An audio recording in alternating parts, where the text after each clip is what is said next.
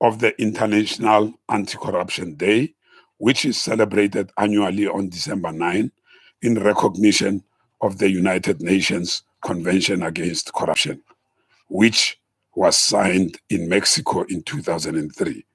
South Africa is a signatory to the convention and has ratified it in 2004. In practice, that all our corruption legislation must fall in line with UNCAC, the Public Service Commission, together with South African government and University of South Africa and United Nations Development Program, organized or commemorated an International Anti-Corruption Day virtually on 9 December 2021 under the theme, Recover Better with Integrity.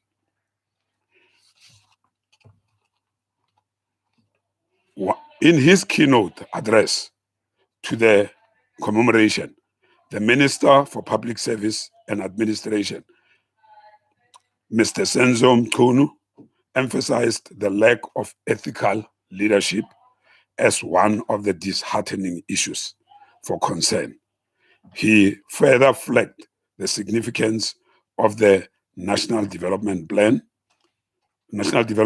goal, which envisages a corruption-free South Africa, including a government that is accountable to its people. One of the major challenge flagged during the International Anti-Corruption Day is uncertainty amongst the senior administrative leadership in the public service, local government, and in majority of state-owned enterprises regarding the tenure of office. This is because the appointment of these positions is dependent on the political leadership or the executive authority.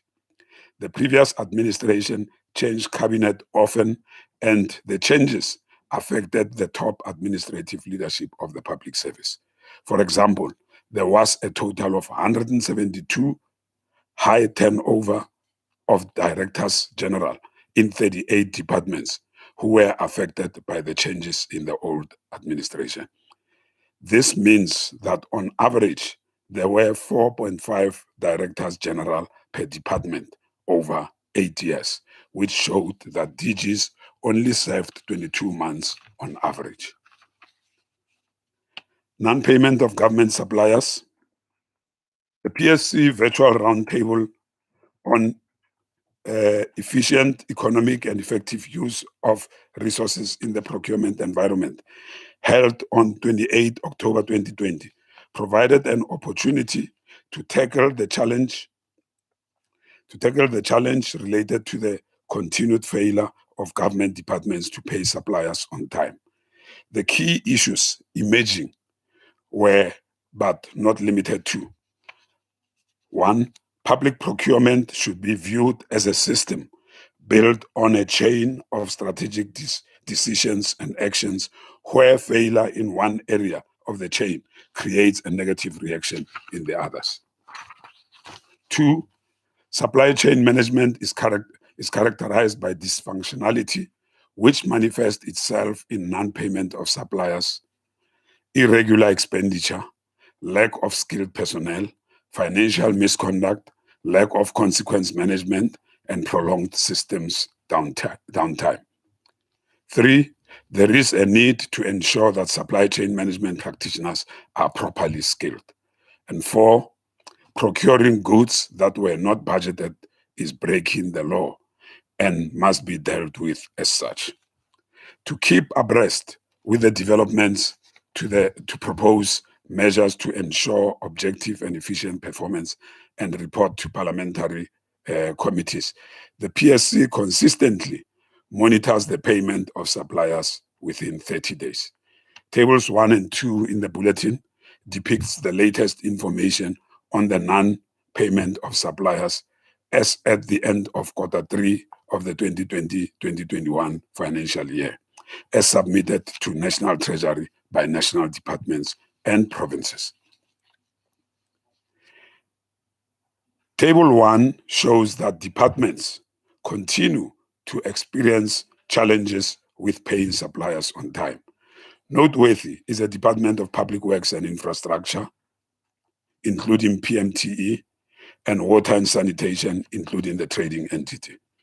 As at the end of Q3, Public Works and Infrastructure, including PMTE, reported an increase in the related cost owed to suppliers from 40.4 million for 128 invoices at the end of Q2 to 51.6 million for 116 invoices in Q3.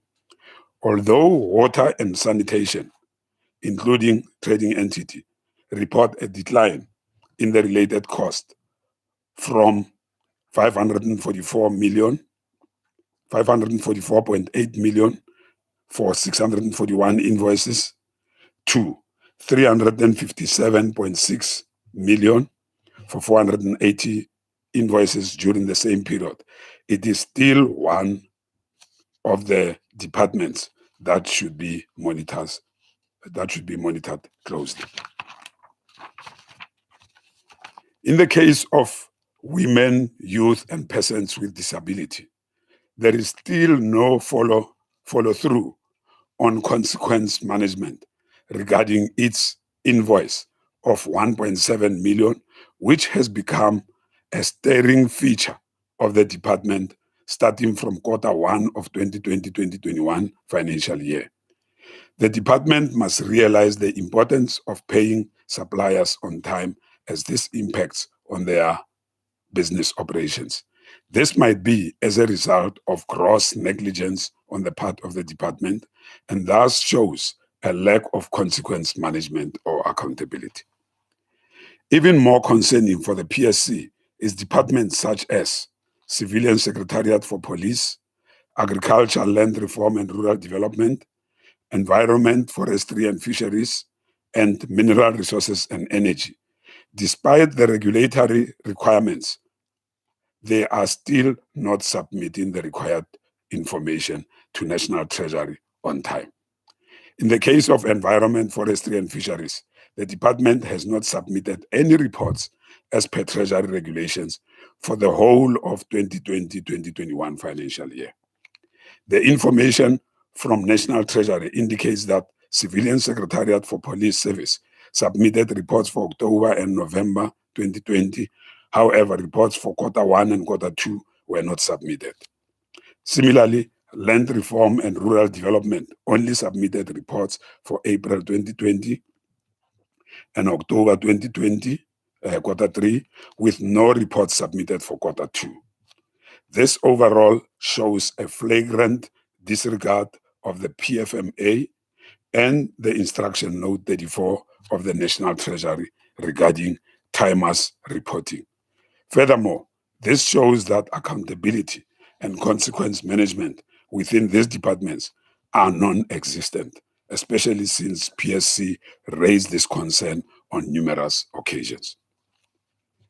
Table 2 reflects the provincial status, which shows that the Eastern Cape, Free State, Gauteng, KwaZulu-Natal, and Northwest were the major contributors of invoices older than 30 days not paid, as at the end of Q3 of 2020-2021 financial year. Table 2 shows that there has not been any major improvement in payment of suppliers for Q3 in comparison with Q2. Of noteworthy is Mpumalanga, that seems to have reverted to non-submission of reports similar to Q1 of 2020-2021. This situation needs to be monitored, as the constitutional values and principles stipulate that accountability must be upheld in the public service This situation needs to be monitored, as the constitutional values and principles stipulate that accountability must be upheld in the public service at all times, and where there is lack of adherence, consequent steps must be taken in line with the PFMA. With respect to overall number of grievances handled by the PSC, up to the end of December 2020, the PSC had 521 registered grievances. As reflected in Table 3, the total number of grievances handled by the PSC up to the end of December 2020 increased by 168 as compared to 353 reported cases during the second quarter.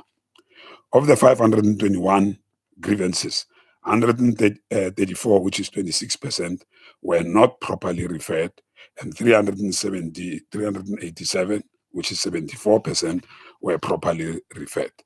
The grievances which were not properly referred are those that were either being dealt with elsewhere, such as bargaining councils, and those that were still not finalized in the departments.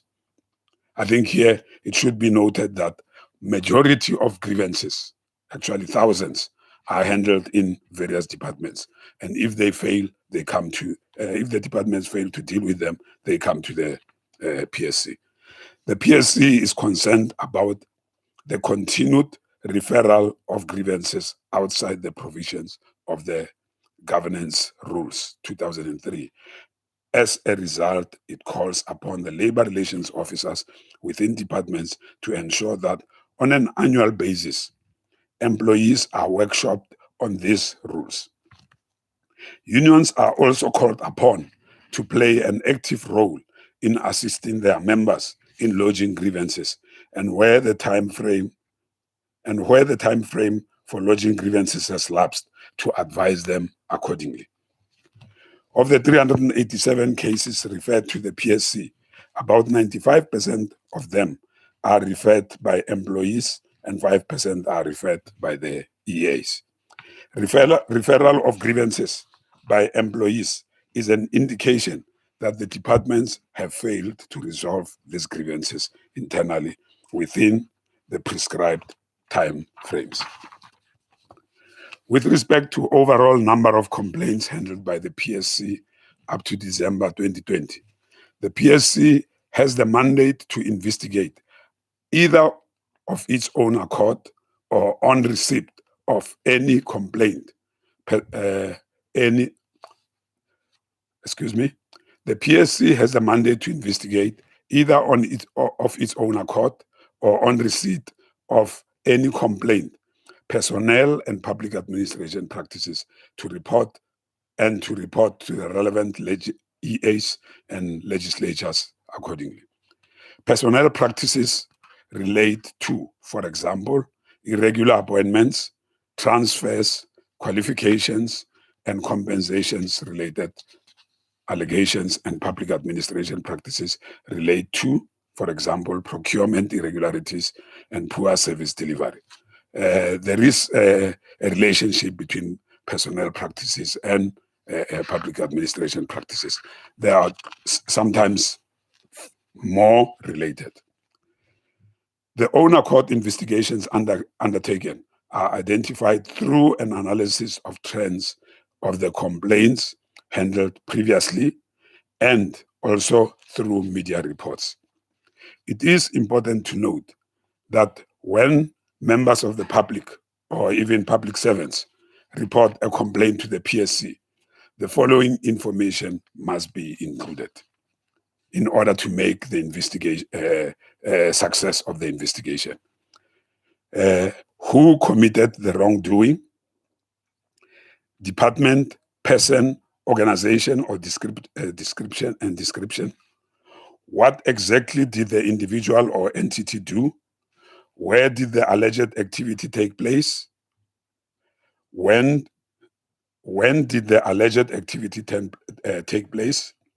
The extent of the involvement of the individuals and how were the individuals able to perform alleged activity? Do you know why the person committed the wrongdoing? Witnesses if any, who can verify the allegations? Without sufficient information, the PSC may be unable to act on the allegation. In order to investigate the complaints properly, complainants are required to provide as much information as possible. again to emphasize, so as to make the investigation a success. With respect to cases of alleged corruption received by National Anti-Corruption Hotline, a cumulative number of 23,198 cases of alleged corruption were reported by callers and whistleblowers as at December 2020, since the inception of National Anti-Corruption Hotline in September 2004. During the third quarter of 2020-2021 financial year, the PSC received 678 cases. These cases are far less than 1,154 cases received during the third quarter of 2019-2020 financial year.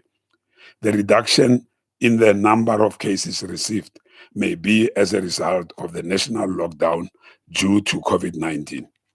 In line with the existing protocols, all the cases were referred to the national and provincial departments and public entities for investigation.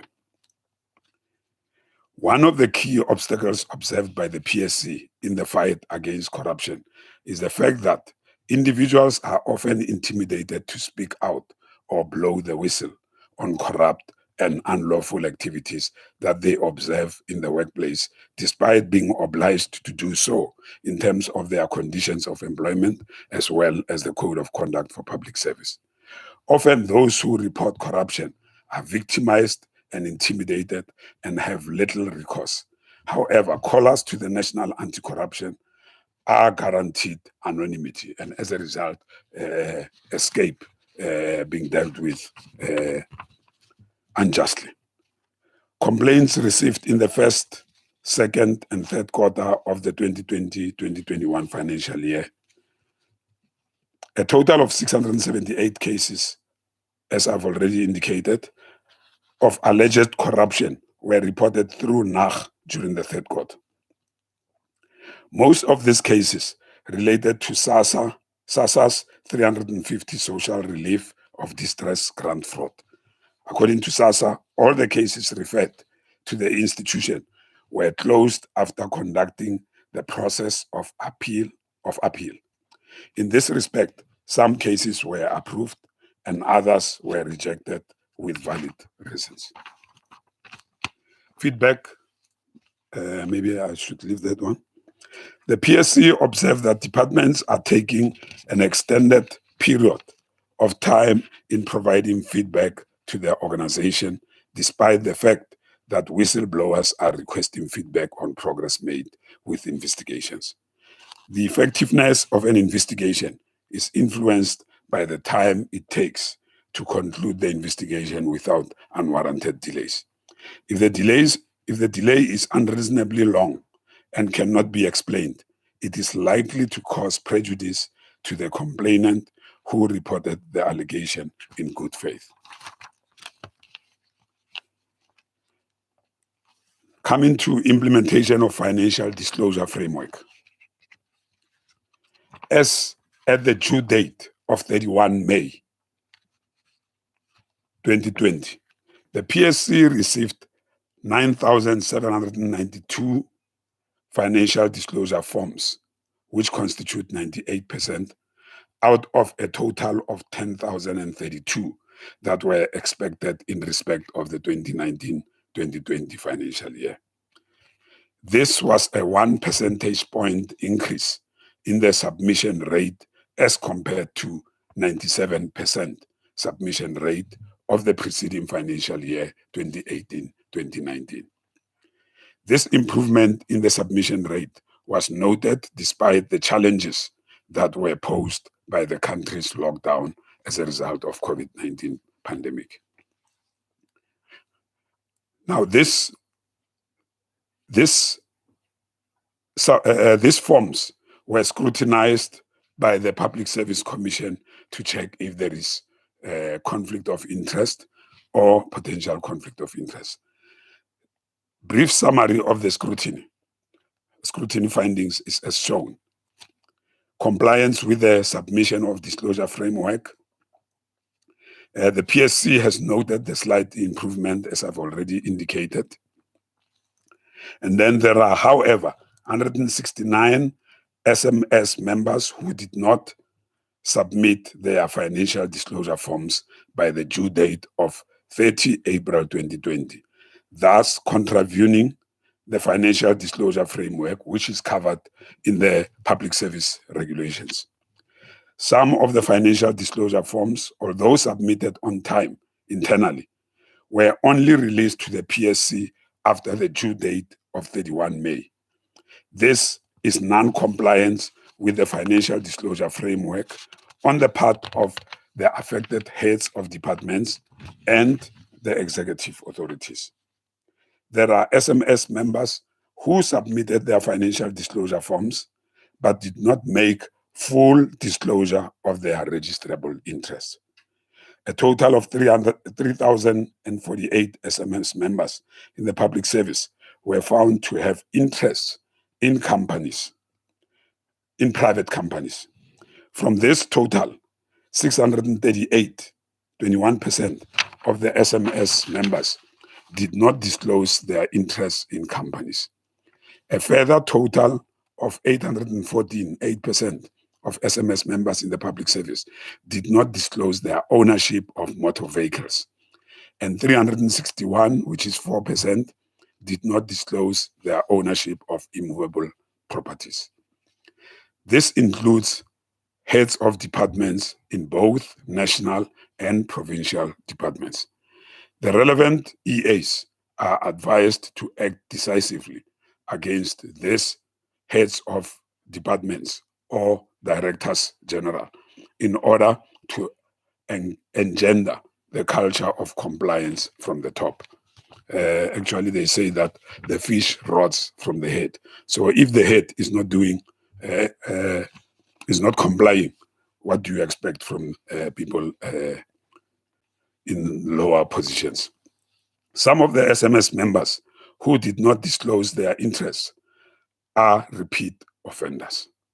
They have failed to disclose their interests for more than 1 year in a row. As repeat offenders, they ought to be dealt with more harshly when actions are taken against them. It is, however, disconcerting that no full disclosure of the registrable interest still persists. This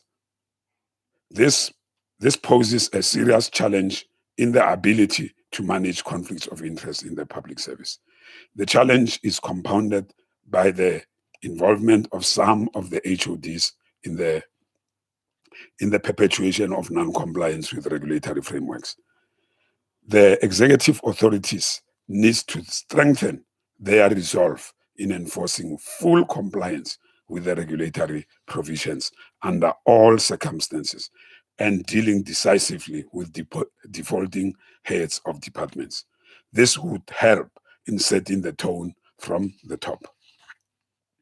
With respect to potential conflict of interest, the PSC found 1,508, 15% of all SMS members in the public service are engaged in activities that can be construed as posing potential conflict of interest.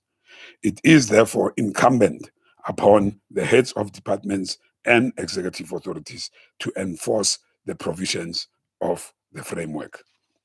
To this end, the ethics officers of the respective departments are required to periodically consult the central supplier database of the National Treasury to check if these companies do not appear thereon. Registration of companies on the central supplier database presupposes the intention to conduct business with organs of state, and this must be discouraged at all costs. Actual conflict of interest, 11 cases of the actual conflict of interest were identified in 1 national department and 3 provinces. When we say actual conflict of interest, we're referring to people who really conducted business with the state. 2 heads of departments from Gauteng and Northern Cape were among the affected senior management service members. The relevant executive authorities must initiate investigations for purposes of disciplinary inquiry in terms of directive on conducting business with organs of State, which was issued by the Minister of Public Service and Administration in January 2017. Disciplinary action should also be taken if it can be established that SMS members intentionally ignored the call by the Minister for Public Service and Administration to cease conducting business with organs of state or to resign as director of companies that are conducting business with organs of state.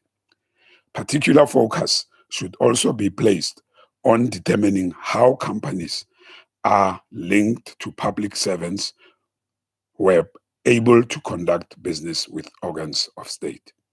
This should assist in identifying gaps that are there in the system and measures to addressing them.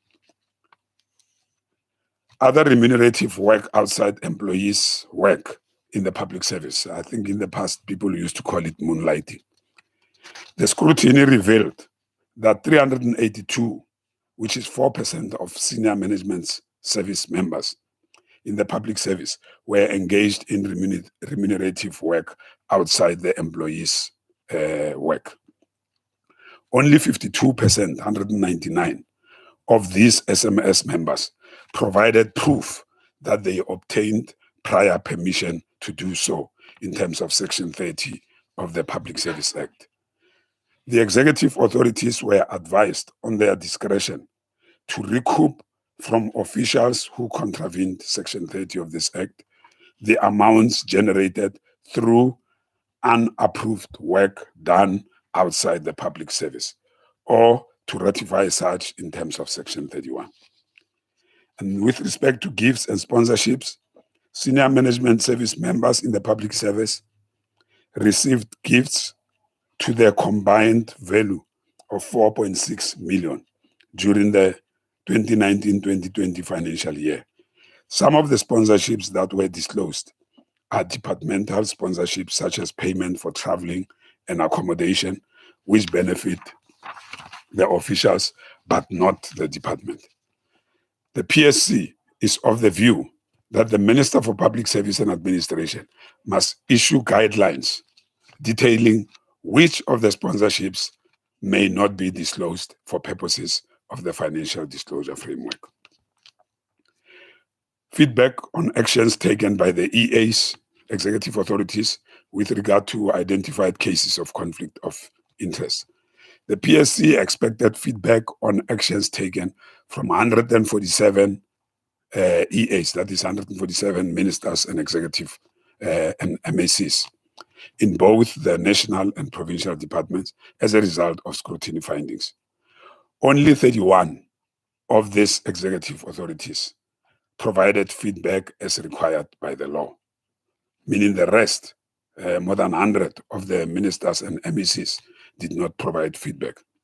From the feedback that were provided, the PSC found that the EAs were satisfied with the responses given by some 375 of the senior management service during the consultation process.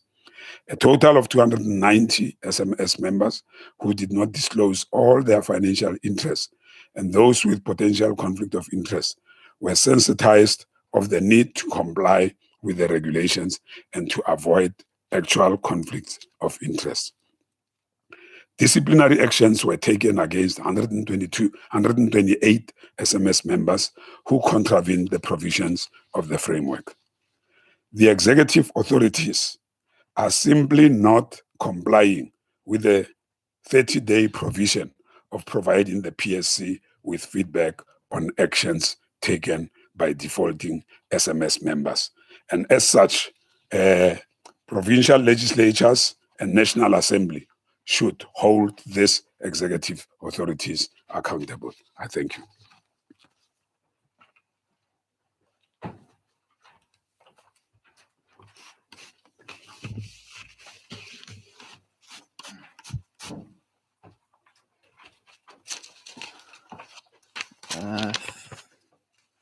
Thank you, Commissioner, for that comprehensive report.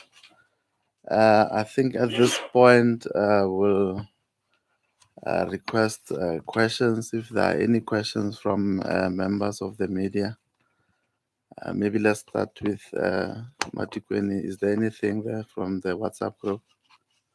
Thank you. And no questions from our side. Okay, no questions from your side. Okay, no questions from that side. Heidi?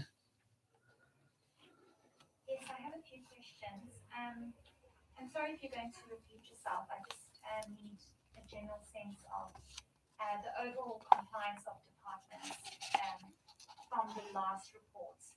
I was here when the last report was submitted, but I'm just getting a sense that certain departments are not complying. So if you can just give us an overview of the overall compliance of departments and which departments are of great concern to the commission, if you can just highlight those. And then just with regards to the last report, I just want to know and get a sense if you are seeing less willingness to report on certain issues. Like, are you seeing people not willing to report out of fear or whatever other issue they might find? And then with regards to what happens now, I mean, you've identified certain departments and certain provinces that are not complying, and you've red flagged them to say that they need to be monitored very closely. But what happens moving forward? I mean, looking at the last report and looking now, there seems to be certain issues that are not being dealt with. What is your recommendation with regards to these departments and provinces? Thank you. Okay. Over to you, Commissioner.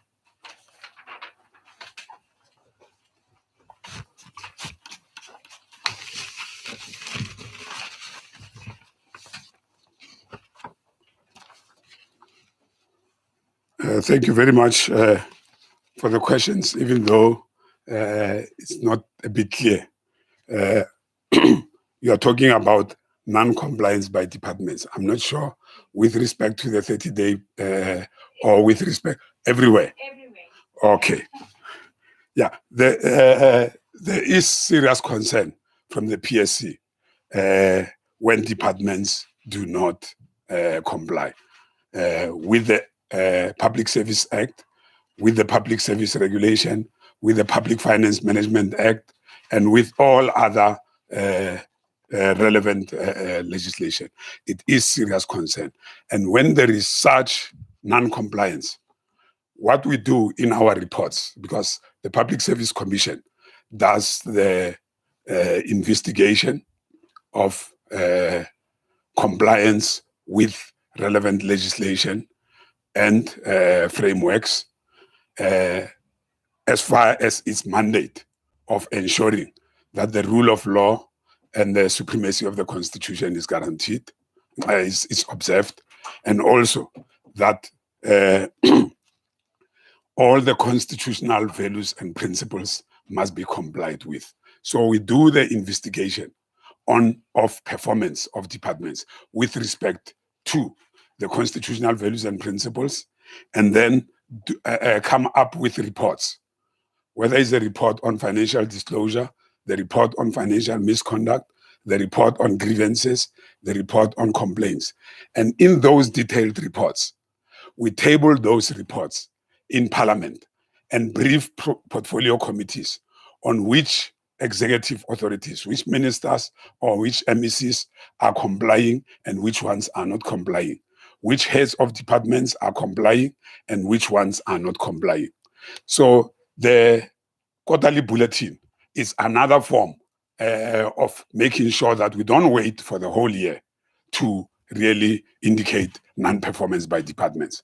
So the quarterly bulletin will be used as an early warning signal to departments to say that in quarter one, for example, they are not performing as they are expected to perform. And then they can then correct it in the following quarter, in the following quarters, to make sure that by the end of the financial year, they had performed. So it's an early warning signal.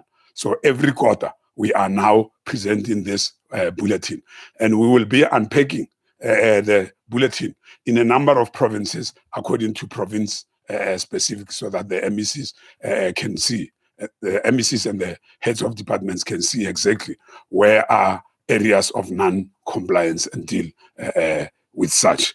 And also with respect to 30-day payment, financial disclosure, grievances, we are going to unpack it according to all the departments so that we are able to follow through all those departments.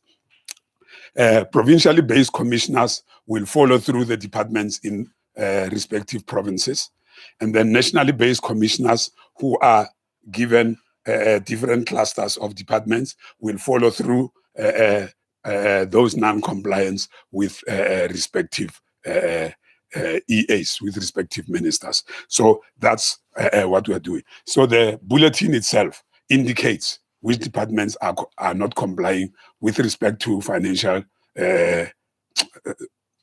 with respect to the 30-day payment, and which ones are complying, and then which provinces are not complying, and which ones are complying. So that is broadly how we address the non-compliance. So this bulletin, again, when it comes out publicly, because it indicates which departments are not complying. Excuse me.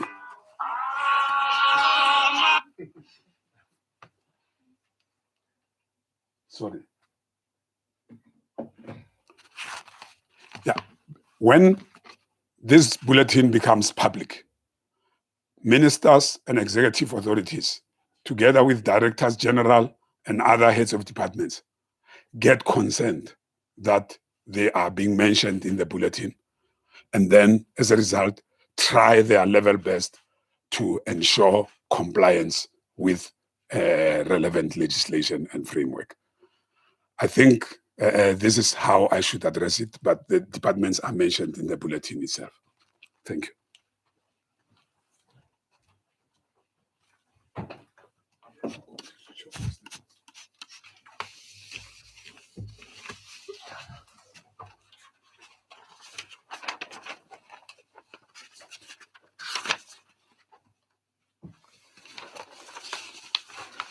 Thanks, Commissioner. Commissioner Lethuli is still fine. You want to add? You'll notice, Heidi, on page 5 on Commissioner Slwane's notes. I think you've got a copy. They do mention, especially in relation to the 30-day payments, they do mention the departments. Yeah. Okay. Any additional question? Nothing from our side. Oh, nothing from your side. Okay. Heidi, I take it you're fine now with the response? I just quickly want to check something. Okay.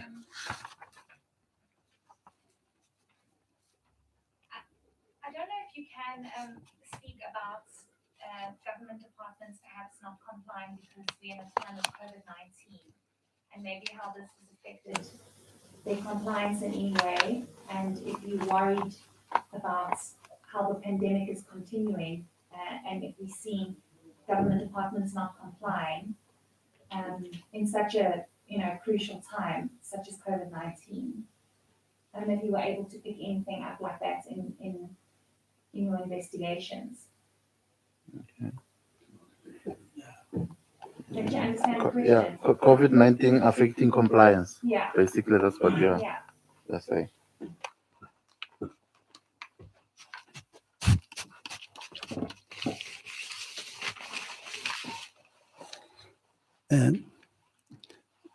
Thank you. I'm Commissioner Lethuli. Actually, when you look at our reports, they run ahead of time.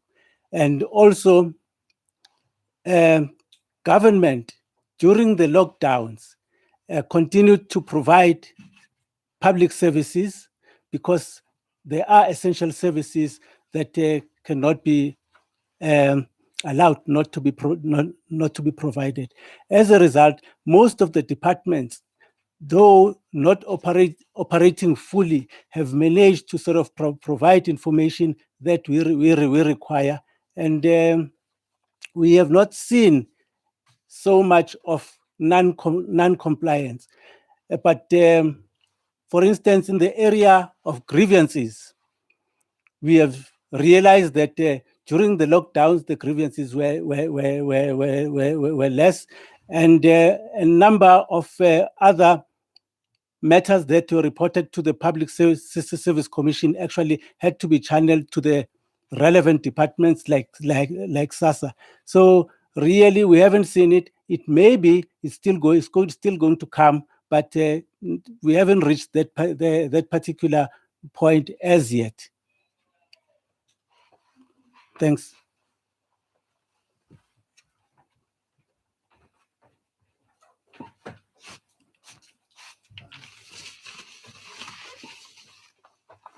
Okay, thanks, Commissioner. Cape Town, do you have any questions? There are no questions currently, thank you. Well, okay. Understand there's one question from the WhatsApp group. Thank you. We have a question from Dave Davis from Witness News. They've asked, is it possible for the Commissioner to speak to what he believes are the reasons for departments and provinces not complying? Okay. Reasons for departments at national and provinces not complying.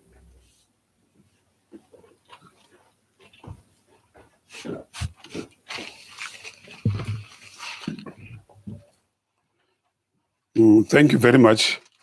What we have observed as the Public Service Commission is that in a number of departments, non-compliance happens because there is very little or no consequence management. That is what we are encouraging, that departments, especially for EAs, ministers, MECs, heads of department, to make sure that however small the non-compliance is, the person who has not performed must be held to account immediately, timelessly. Otherwise, the non-compliance will continue. So we're seeing some departments where there is an improvement because they're acting on such non-compliance. And where there is no action, we see that non-compliance increases. So our commissioners and national-based commissioners and provincial-based commissioners continuously engage the EAs and the heads of departments to ensure that there is consequent management.